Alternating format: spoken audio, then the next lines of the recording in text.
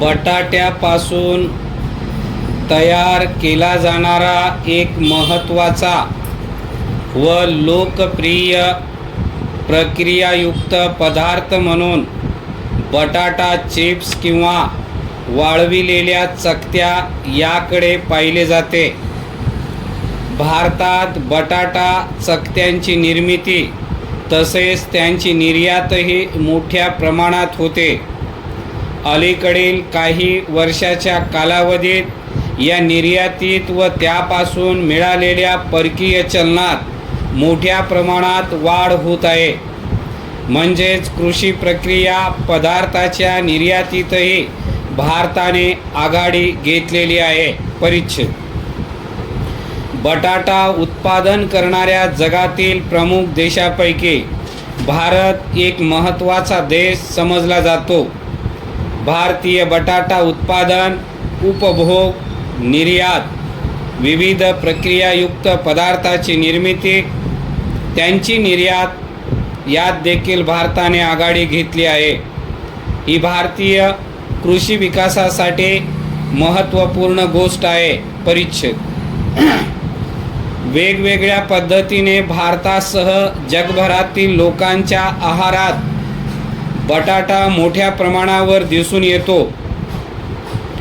बटाट्यापासून विविध प्रकारचे प्रक्रियामुक्त पदार्थ तयार करून त्यांची मूल्यवर्धी केली जाते.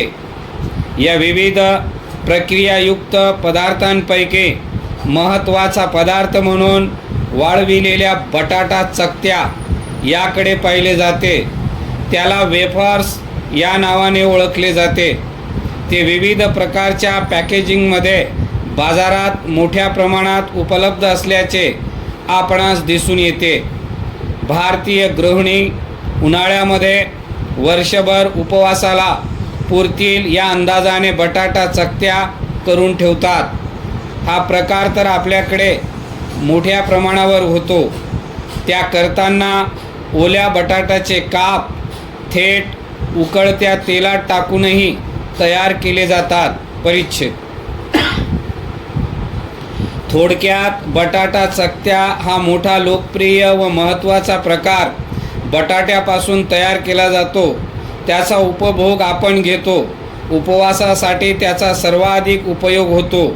तसेच प्रवासामध्ये नाश्त्यासाठी अनेक उपाहारगृहामध्ये त्याचा वापर मोठ्या प्रमाणात केला जातो. या बटाटा चकत्यांच्या स्वदेशातील वापराबरोबरच त्यांची निर्यातही मोठ्या प्रमाणात होते. ही निर्यात बटाटा निर्याती इतकी महत्त्वाची आहे कारण यामुळे निर्यातीचा एक नवीन स्रोत म्हणूनही या बटाटा चकत्यांच्या निर्यातीकडे पाहिले जाते. त्यापासून भारत सरकारला परकीय चलन प्राप्त होण्यासाठी मदत होते. परिच्छेद सन 2003-2014 या कालावधीत भारतातून झालेल्या बटाटा चकत्या निर्यातीची वाढ साधारणपणे 8 पटींनी झाली आहे. या 10 वर्षाच्या कालावधीत अलीकडील 5 वर्षाचा विचार करता त्यात वाढ झाली होती, पण ती वाढ टिकवता आली नाही. तरी आगामी कालावधीत ही वाढ टिकविणे व वृद्धिंगत करणे महत्त्वाचे आहे. तसे केले तर आपणास निर्यातीचा उच्चांक गाठता येईल व परकीय चलनही मोठ्या प्रमाणावर मिळेल. त्यामुळे भारताचा आर्थिक पायाही मजबूत होईल.